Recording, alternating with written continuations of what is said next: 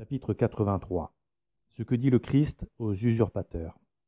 En 1943, le 29 juin, en la fête de Saint-Pierre et Saint-Paul, sa sainteté Pie XII publia l'encyclique Mystici Corporis Christi, qui traite précisément de la définition de ce qu'est l'Église et qui insiste sur cette vérité que l'Église est véritablement le corps mystique du Christ.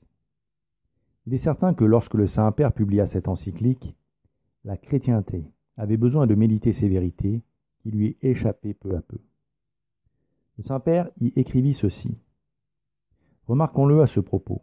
Comme Dieu, au commencement du monde, a muni l'homme du riche appareil de son corps, pour lui permettre de se soumettre à la création et de se multiplier pour peupler la terre, ainsi a-t-il procuré à l'Église, au début de l'ère chrétienne, les ressources nécessaires pour peupler, en triomphant de périls presque innombrables, non seulement l'univers terrestre, mais aussi le royaume du ciel. Pourtant, au sens plein de l'expression, seuls font partie des membres de l'Église ceux qui ont reçu le baptême de régénération et professent la vraie foi, qui d'autre part ne se sont pas pour leur malheur séparés de l'ensemble du corps ou n'en ont pas été retranchés, pour des fautes très graves, par l'autorité légitime.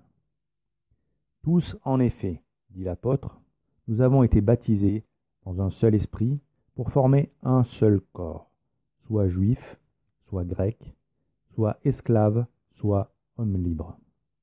Par conséquent, comme dans l'assemblée véritable des fidèles il n'y a qu'un seul corps, un seul esprit, un seul Seigneur et un seul baptême, ainsi ne peut-il y avoir qu'une seule foi. Et celui qui refuse d'écouter l'Église doit être considéré, d'après l'ordre du Seigneur, comme un païen et un publicain. Et ceux qui sont divisés pour des raisons de foi ou de gouvernement ne peuvent vivre dans ce même corps, ni par conséquent de ce même esprit divin. Alors, à la lumière de cet enseignement, la question se pose-t-elle vraiment de savoir si le prêtre qui célèbre la messe doit évoquer, comme s'ils appartenaient au corps mystique du Christ, le nom d'hommes qui, par leurs actes et leurs déclarations, sont manifestement hors de l'Église. Car le prêtre peut-il, au nom du Christ, demander à Dieu d'accepter les offrandes que le prêtre des prêtres, l'évêque des évêques, le Fils unique de Dieu, le prêtre éternel, selon l'ordre de Melchisédek, s'apprête à offrir, en associant à ce saint sacrifice les noms de ceux qui ne sont plus inscrits au livre de vie, par leur choix de rejeter la vérité, c'est-à-dire le Christ. Que valent les titres usurpés de pape ou de prince de l'Église dont ces hypocrites se prévalent? Que valait le titre de grand prêtre de Caïphe une fois qu'il avait décidé d'assassiner le Messie, de faire couler le sang innocent du juste?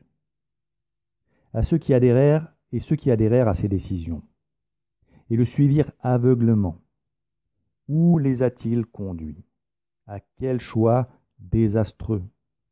À quelle terrible malédiction les a-t-il voués, quand, excités à faire le mal par un clergé hypocrite, ils hurlaient le nom de Barabbas et demandaient que le sang du Christ retombât sur leur tête et sur celle de leurs enfants. Ce que relate saint Matthieu en ces mots. Pendant le jour de la solennité, le gouverneur avait coutume d'accorder au peuple un prisonnier, celui qu'on voulait.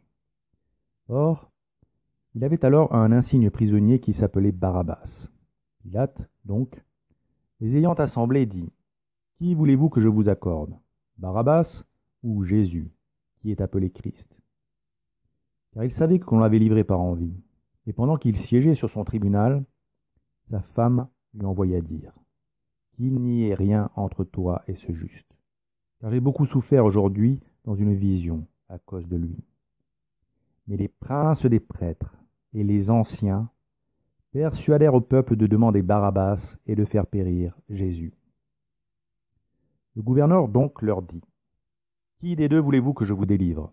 Et ils dirent « Barabbas !» Pilate leur dit « Que ferai-je de Jésus, qui est appelé Christ ?» Tous dirent qu'il soit crucifié. Le gouverneur leur dit: mais quel mal a-t-il fait? Mais ils crièrent encore plus: qu'il soit crucifié. Or Pilate, voyant qu'il ne gagnerait rien, et que le tumulte allait croissant, prit de l'eau et se lava les mains devant le peuple, disant: je suis innocent du sang de ce juste, c'est à vous de voir. Et tout le peuple répondit: que son sang soit sur nous et sur nos enfants.